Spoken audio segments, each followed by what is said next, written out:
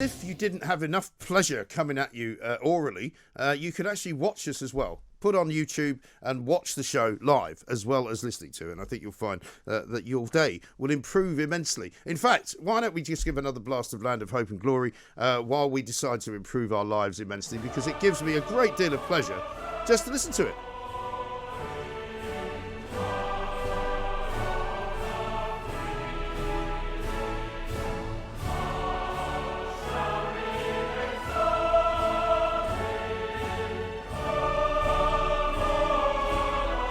Marvellous, isn't it?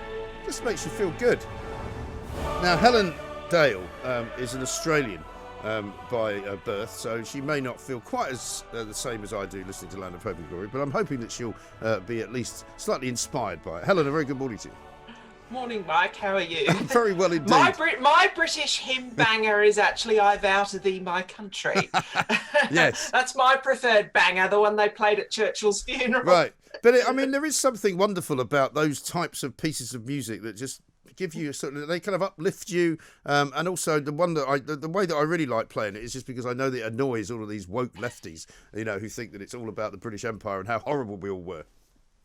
Well, the whole point of that kind of music, and like the coronation hymns, like Zadok the priest and that kind of thing, yes, are meant to make you feel better. Yes, you're meant to walk into a room and feel better. Yes, that's the whole point of them. And they absolutely do. Now let's talk about feeling better. Let's talk about sort of where we are right now, because you wrote an interesting piece this week about conservatism and about how far we've sort of come from proper conservatism to where we are now. Well, this is the book that I reviewed for Law and Liberty, which is actually an American website, but Ed West is a British author. He's the deputy editor of Unheard, but he used to, and he has the most extraordinary history, because this is a memoir of his life as a conservative, when basically all his friends aren't. And very occasionally he comes across a classical liberal or a libertarian and they can sort of get on because they agree on about 50% of things. But most of the time, all of his friends just aren't. And he's very funny in the sense that he describes what it's like to be constantly in the awkward squad his entire life. But he's also very perceptive, and he, as much as anything, the book analyses what conservatism is and why it's fallen out of favour, particularly in our public institutions. And this is basically because all of them have been hollowed out to a very large degree and taken over by a very particular graduate class who, even if they call themselves conservative, it'll often only be on economic policy. Yes. And they're just completely unrepresentative of Conservative voters, Labour voters, even Lib Dem voters. You don't... these are the kind of people who shoot off to France for their foie gras. Yes. So they're not going to be into the sort of that group of Lib Dems who are so strong supporters of animal welfare. Yeah, so you've just got a governance class. I wouldn't even call them elites because they don't necessarily have the most money, although they do have a lot of money. Ed West makes that point in terms of how much their income is relative to, say, his working as a journalist, or even yours working as a journalist. Well, what I think they have authority and power. And what I think they have, Helen, as well, is they tend to have a kind of a history of money more than, say, people like me, because I come from a very working class background, in as much as my parents were both very working class, but they moved up to kind of middle class, I would say, during their lives. My mother was a teacher, my father was an artist, a graphic artist, I mean. But they had both come from very working class Glaswegian backgrounds. So there was no money in the family, there was no mansion somewhere in the Cotswolds that we used to all go to at the weekends, whereas these people will have all of that. Yes, a lot of them do, and the book is very good on that. But he's more interested in he doesn't just capture that quality, but he's more interested in capturing the extent to which there's a uniformity of views across a very broad swathe of British society, and it's excluded any form of cultural conservatism or social conservatism. Now, to give you an idea of how serious this is. I mean, you played it at the beginning. This silly nonsense over the proms, okay, which is traditionally considered posh. It's something that I liked as a kid, but then my father's family in particular were quite posh. Yeah. Now, you've got all this hoo-ha over not singing it and so on and so forth. I saw a poll that showed even of the supporters of the Black Lives Matter marches, which, you know, of those people who supported the Black Lives Matter marches, not just people who were on them, but people who were supportive at home, only 21% of those people support the idea of not singing Rule Britannia or Land of Hope and Glory at the proms. Right. This is a really minority interest. The government, HM Gov, could literally just turn around and respond as finally Boris Johnson did by saying, no, this is silly nonsense, stop it. Right. But they could have done that weeks ago. You know, it's not even a case of having to be careful. And what Ed West is very good at here is explaining what has made Conservative governments with an 80-seat majority. We're not talking Theresa May or David Cameron here. We're talking a Prime Minister with a landslide who is still comfortably ahead in the polls. You know, normally by now, the honeymoon is over. You would expect something like COVID, which hasn't been well managed, to have put the Conservatives behind Labor in the polls.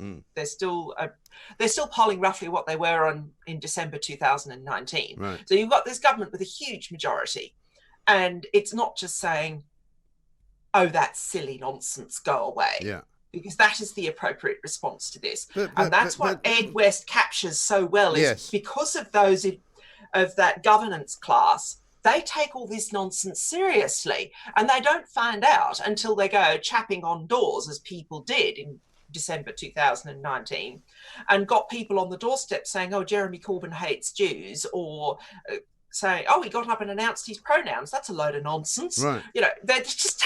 But this is the trouble, though, isn't it? Because I think we're now dealing as well. I mean, I was talking to Kevin O'Sullivan about this yesterday. That basically Boris Johnson, in his statement about the whole nonsense of the last night at the proms, he said they didn't want me to say this, but I'm going to say it anyway. Now, what does that mean? Does that mean there are people in Downing Street who think that basically he shouldn't say anything because they're so risk averse to the media that they don't want him to kind of play into the media's hands by saying anything? I mean, surely that's his strength, isn't it? I suspect, based on what, and I mean, obviously you can see this is quite a fat book. I mean, it's a light read, but it's chewy in the sense that his witty little comments that he makes everywhere, because he's very funny, are all very carefully backed up. Yeah. But that advice that Johnson has been given may well come from a sincere Conservative working in Number 10 or in the advising the Cabinet Office. But because of the saneness of the governing class in this country, it will be seen as risky, despite the fact that it's not. And the thing is, because you're more inclined to take something from someone who is speaking to you face to face, you talk to the SPAD who's saying, oh, if you say that, you might annoy some people. And then you've got the YouGov poll in front of you saying only 21% of the people who even back Black Lives Matter think this is sensible. Right. You know, so the huge numbers of people of all sorts of ethnic backgrounds who might think Black Lives Matter in a wider, the way Keir Starmer described it, in a wider sense rather than the organisation, which is clearly quite dodgy, which was when he said, no, you're dealing with people who want to defund the police. I used to be the head of the Crown Prosecution Service, get in the bin. Right. And that was the right thing to say. But both Starmer and Johnson could have said this much earlier, both of their respective remarks. They don't need to kowtow to these people. These ideas are enormously unpopular.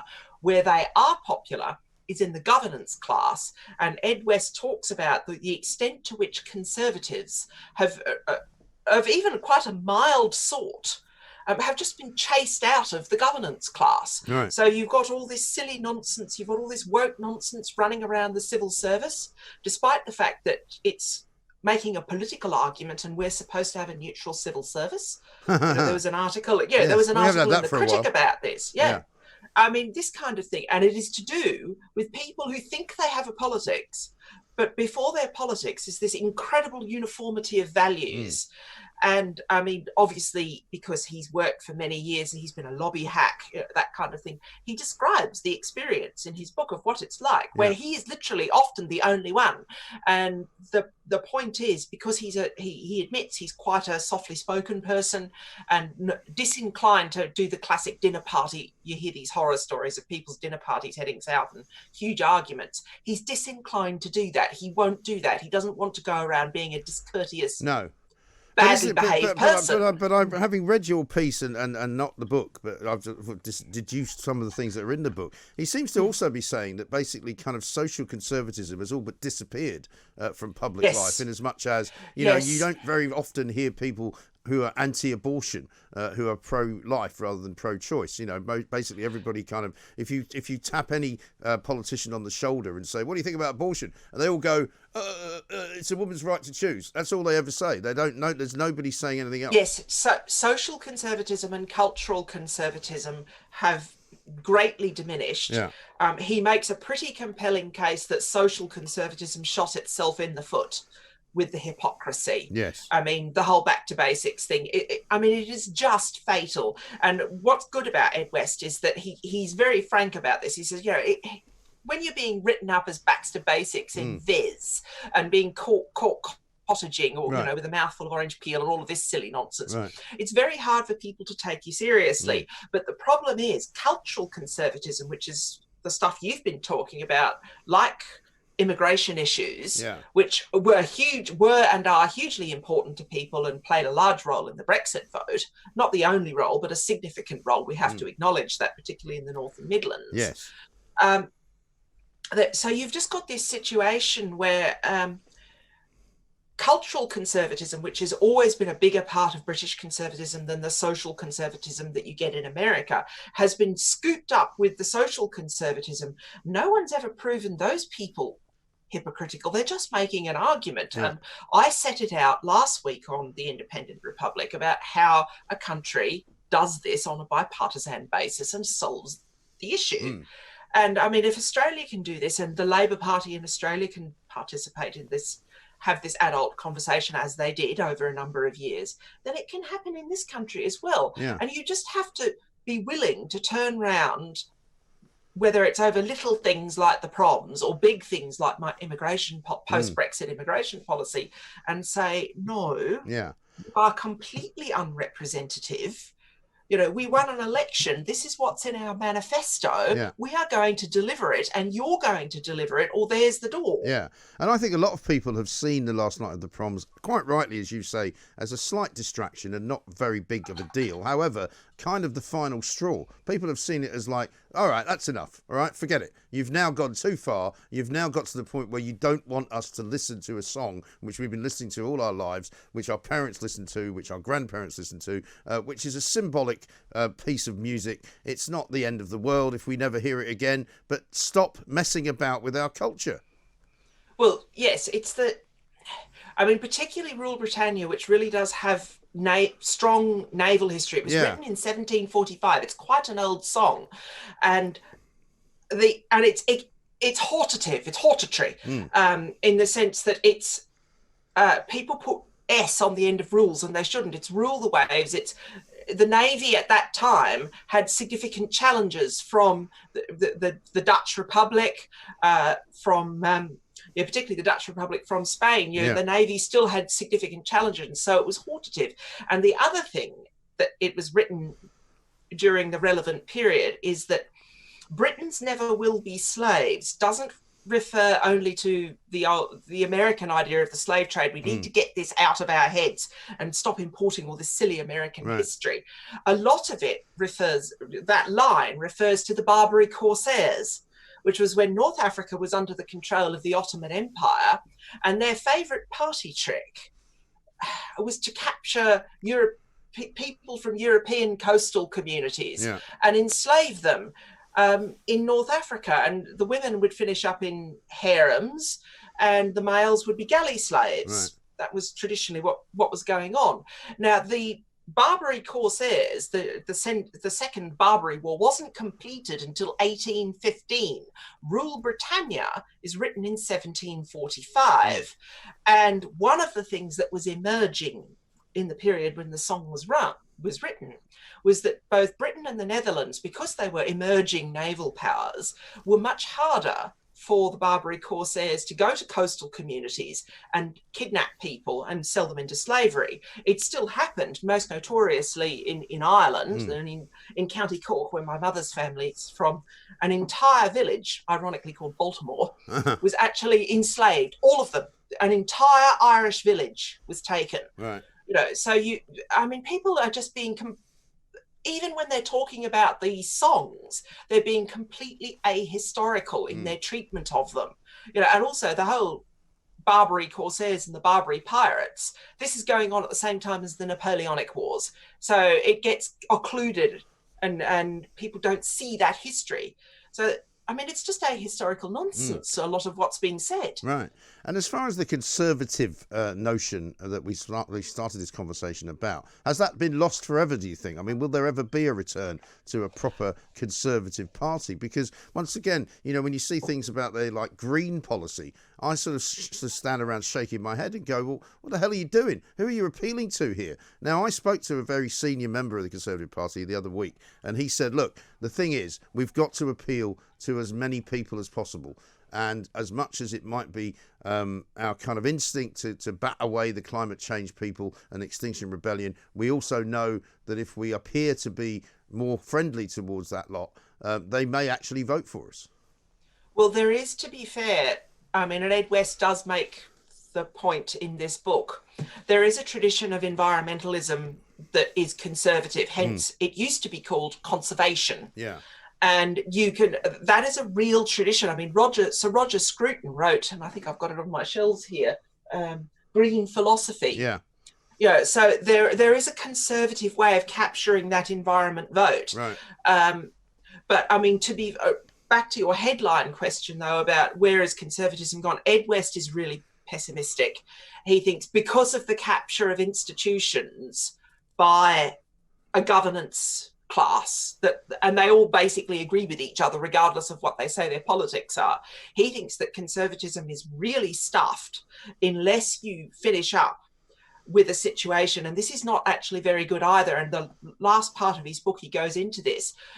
There was a period when conservatism and conservative media was really very silly. The tabloids behaved atrociously in the 80s, and then it culminated in the whole News of the World disaster. Right. So there was a period when they behaved very badly, and then Ed West goes onto and does a sort of like a run sheet of the way the modern left media is behaving. People like Vice, which get called the AIDS of the internet, which I think is hilarious. Right. But all these left-leaning outlets, they're just dreadful. They're just dreadful and cheap, and there's no work goes into it. And all they're trying to do is get clicks to drive advertising. And of course, there's no advertising during COVID, so you've got problems there. And he makes the point. He says, "You're being stupid idiots, the way the News of the World was a stupid idiot before Murdoch had to get rid of it because of the disgraceful behaviour." And the danger, of course, is you have two entire intellectual and political traditions that are major traditions. The liberal left, which probably uses sort of Harold Wilson, Tony Blair's a bit shallow by comparison, but also Tony Blair's a bit shallow by comparison to anyone, really, isn't he? Yeah, deep as a pat of butter, my father used to say. And then you've got conservatism fatally damaged by going down market. But now you've got the left doing it to themselves as well.